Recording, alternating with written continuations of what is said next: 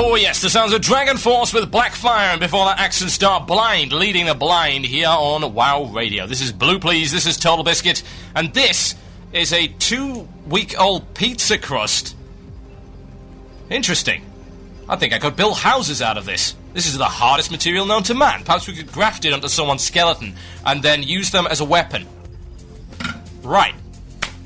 Now that that nonsense is out of the way, we were just covering my idea called Return the Old, recycle old content.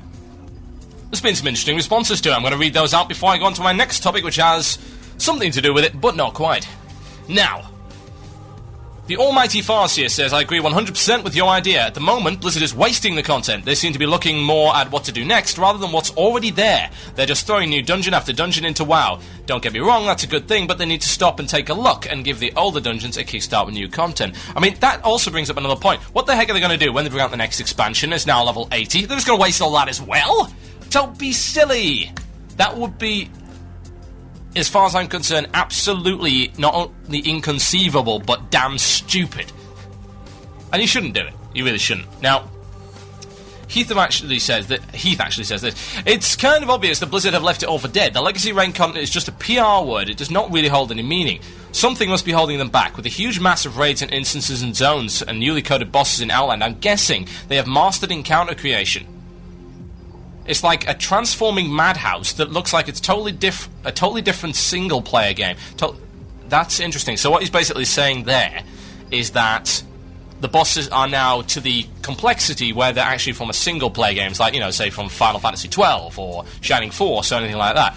And he says, my only guess is that the hardest thing for them when making new content is not the instance or the bosses, but the items they drop and their effect on the game as a whole. Retuning 4 40-man instances with 8 to 16 bosses or so in each. That's a lot of items to be math-crafted.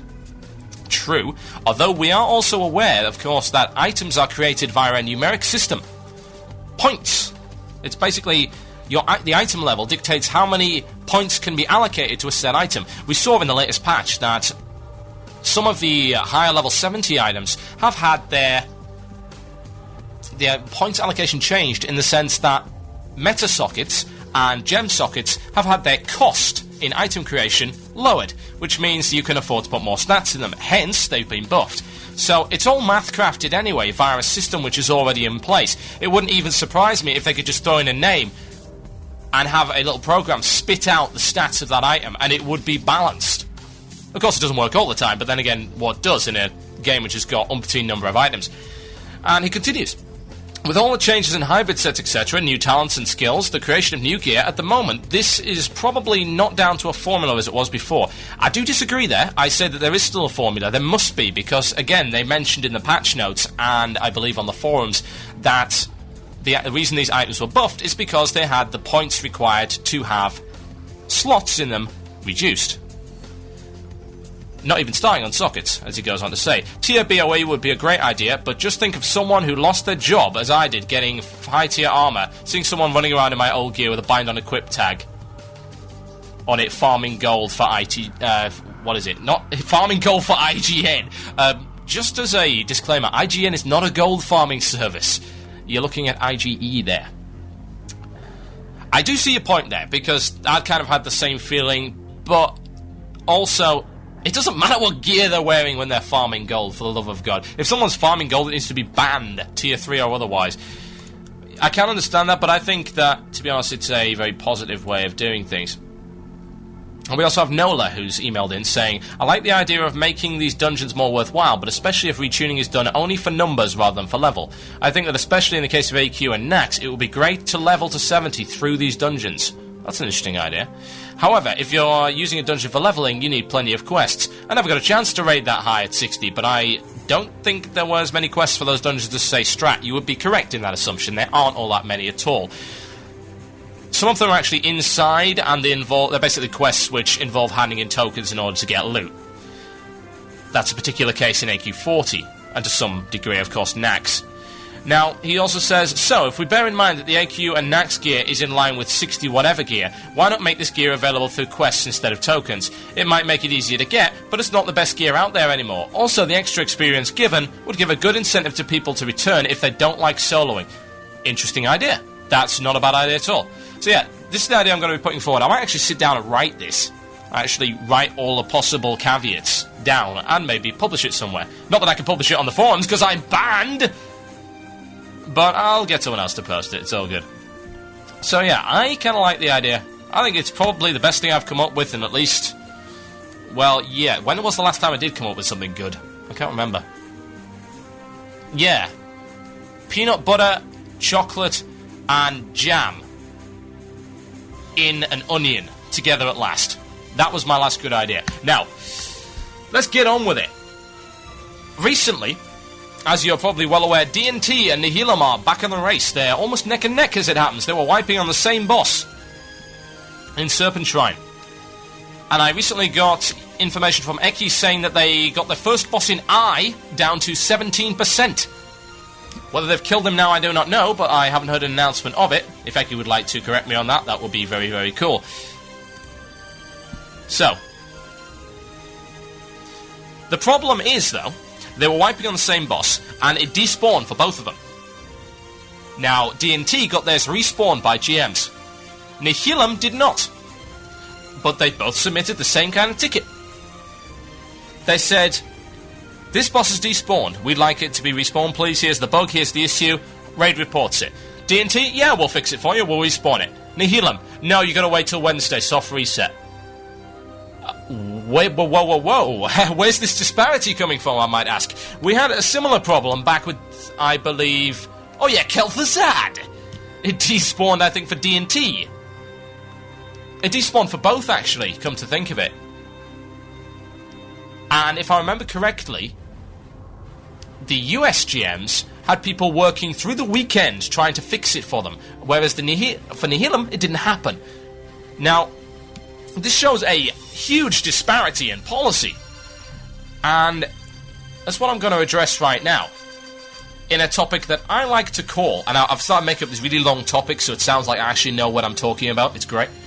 I'm calling it the EU and US GM disparity, the hypocrisy of putting endgame up front as the most important thing in WoW, and then not giving it the live support it needs to run smoothly, in an area where world firsts are paramount and you're dealing with serious raiders, your best customers. Yep, that's my title. It's very good. Now, let's investigate that for a moment. What are GMs for? Well, GMs are supposedly for dealing with issues within the game that players can't deal with. We're talking about abuse, banning bots, fixing things, yeah? Fixing things. Now, what is the most important thing within World of Warcraft from your perspective? Now, in my honest opinion, and this is what's been put out there by Blizzard for a very, very long time, the most important thing, the ultimate goal in WoW is endgame. Endgame. Get as far as you can. Get as many loots as you can. It defines you as a man. Well, it's to some degree true, isn't it? It defines your character in the sense that you get this amount of gear. That defines what your character is. It defines how far your character has gone. It's like a badge of honor. You gain respect from it. You gain access to better guilds in it. If you have so much experience, you're not going to get into this guild, but if you have more experience, well, maybe you will. Blah, blah, blah. Ad infinitum. Now, here's the weird thing. If you've got something that important, and you have content which has pretty much been untested, and let's face it, it has been. You know, Serpent Shrine, the Eye, pretty much untested. Because, of course, there's only a handful of guilds thrashing on it right now. Understandably so. Now, surely, the priority for GMs should be to pay attention to that. Rather than pay attention to Little Miss Bitchalot, who says, I deleted my item because I was drunk and or on crack. I want it back. Or he said something very nasty about me. Why can't we have a dedicated team to deal with the morons who think that a GM is the only way out of a social conflict? And have a dedicated team that actually concentrates on the important things, like fixing endgame. Now, if your instance does not work correctly, there are two options. Either you fix it, or, for the time being until you fix it, you have someone manually fix it. Those are your two options. There are no other options. There is not a leave it till Wednesday option. That isn't in the book. That's not in the manual that says good customer service. It's not in the manual that says, well, we're putting out this as the biggest thing in WoW yet. Except it doesn't work properly. Again. I mean, good lord, how many bosses have we had bugged? This debacle happened with Kel'Thuzad, and I would have thought they'd have got it into their thick skulls that this was what you need to do. And I'm sorry, but I have not had great experience with GMs. I really haven't. I know for a fact that most of them don't even play the game properly. Most of them don't know what to do. Here's an example. On an interview with the GM of Curse that we had a while ago, he told us a very interesting story about a problem that they had with Nefarian when he bugged out. And what was the question? Did your hunter's pet solo Nefarian? That was what the GM actually said. I mean, do you even know what Nefarian is? For the love of God, what did you think? It was a player? A 5-man boss? What are you talking about, you blithering fool? I mean, seriously. How do they train these people? And I think that the disparity between EU and US in this case, that's 2 separate examples. In fact, that would probably be 3 separate examples, if you count the Curse one as well, of EU GMs not doing as well as US. Now, I'm not going to lump them all into a pot and say they're all idiots, because obviously they're not, because that would be a very silly stereotype. But I'm saying that there's enough of them in there that are dealing with these queries. I mean, surely you should escalate tickets like this to people that actually know what they're doing. Surely it should be departmentalised. You've got your experts who deal with endgame and endgame only. You've got your frontline GMs who say, right, okay, I can't deal with this for some reason or another. I mean, to be honest, you should be able to do it anyway. Respawning, we're well aware of how it works. If anyone's actually read the XGM thread on the Something Awful forums, it's of an XGM who's telling us all this great stuff, and he says that they've got a command line interface and they've got various things they can do. Respawning a boss is one of them. Killing a boss is another. They can do it. All of them can do it. Yet, for some reason, they're not willing to do it. Now, why is that? It shows a very odd disparity. Here's some more examples. Kiki's guild recently did Heroic Mechana, and they killed the final boss, and they got an epic gem drop. Now, epic gems, these ones are unique, yeah? You can only have one of them, supposedly. So if you've already got one, you would have thought you wouldn't be able to roll in it. But no, in fact, it was the other way around. The person who'd already had one is the only one that can see it. The only one that can actually roll on it. So immediately they contacted GM. GM responds almost immediately. Yes, I can see the kill right now. I'm looking at you right now. I can see that you've killed it. That's cool. I'm going to escalate the ticket, get you sorted out. Half an hour later, they come back to him and said, I'm sorry, we couldn't confirm that you killed this boss. You can't have your loot. I'm like, you what? One GM just said that they could find it, and then the other says that they can't? What's up with this? I don't know how the internal procedure works, but there is something seriously amiss. Seriously amiss. Good Lord in heaven. It would be nice for it to be departmentalised and have people dealing with this. I really very much doubt it is. I think it's just one homogenised mess of customer service staff who really would rather they weren't there. And that's understandable. I've done customer service. I know how annoying it can be.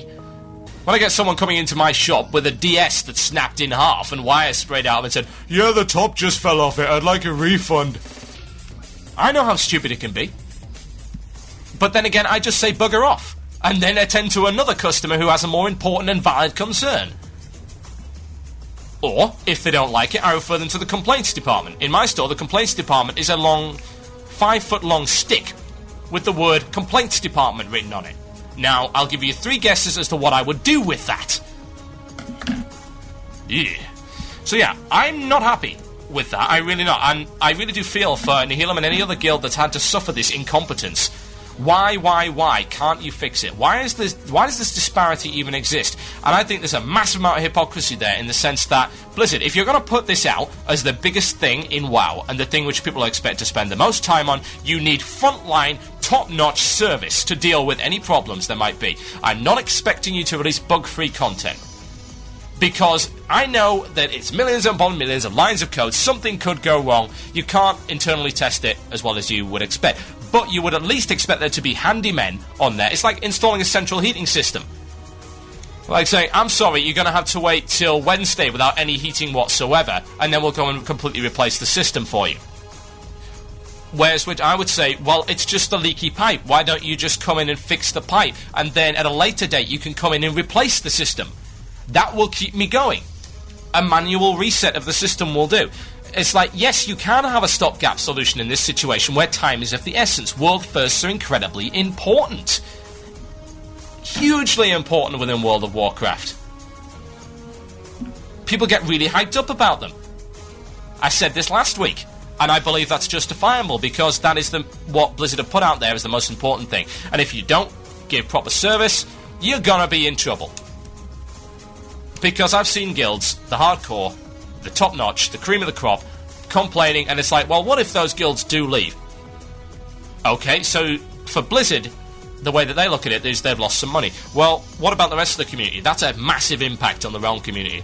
If Nihilum left Magtheridon, what do you think Magtheridon would do? Magtheridon might be a little bit knocked off about that, because they're an integral part, and maybe even a pivotal part of their community. These are the kind of people you really do not want to annoy. And you should be helping them to the best of your ability. On that theme, we have some Nubcake News. You're listening to WoW Radio, this is Blue Please, and this is Total Biscuit. Email your opinions to themurloc@gmail.com. Here we go.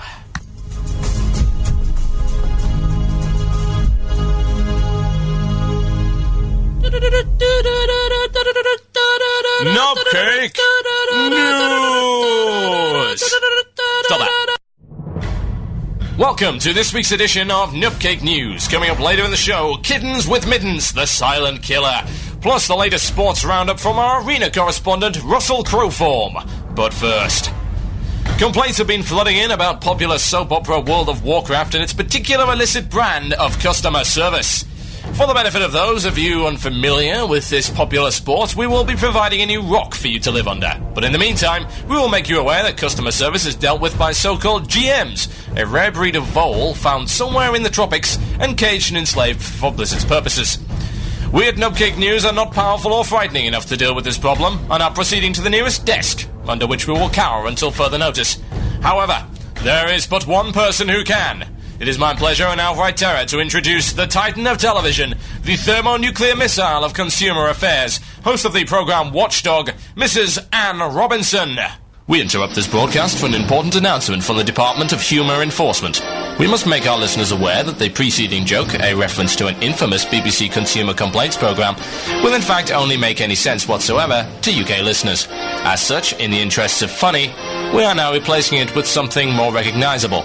Thank you for your attention. Welcome to the Weakest Link.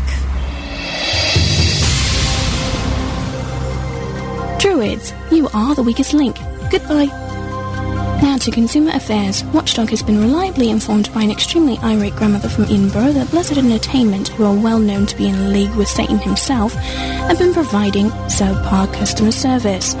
As part of our ongoing investigation, which acts strictly in the interest of our ratings, the public, we sent one of our undercover operatives to the nearest phone to attempt to gain redress for a simple problem within the game. The results were shocking.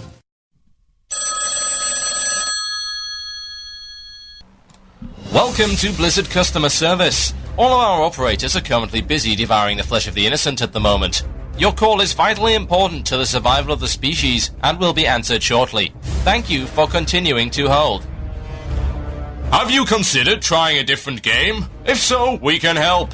Our complete program of mind-altering psychotropic therapy is suitable for all ages and will ensure that you never have such blasphemous, heretical doubts again. Praise be to the Emperor. You're through to Blizzard Customer Service. How may I misdirect your call? Yes, I'm having a bit of an issue. You see, the boss in our 25-man raid... Hold, please. Okay. You're through to the World of Warcraft department. How may I fail to help you? Yes, I'm having an issue with the boss in our 25-man raid encounter. It seems that it's despawned and... Hold, please. Right. Absolutely clueless, but nonetheless polite and trying to help department. How may I bungle your ticket? Yes, our guild is in Serpent Shrine right now, and we just had the Lurker despawn on us, and we can't get him back. Is there any chance you can come along and reset him? Have you tried restarting your computer? I'm sorry, what? Your computer. Have you tried rebooting it? You can reboot your computer by selecting Shutdown from the Start menu. Look, I'm sorry, there's been some kind of mistake. You see, we're trying to get a boss to respawn. Hold, please. Grrr. Witless GM with vague endgame knowledge from the one time he accidentally worked into Molten Core department. How may I misinterpret your request? Yes. I wonder if you can help me. The Lurker has despawned in Serpent Shrine, and we want to get him to respawn.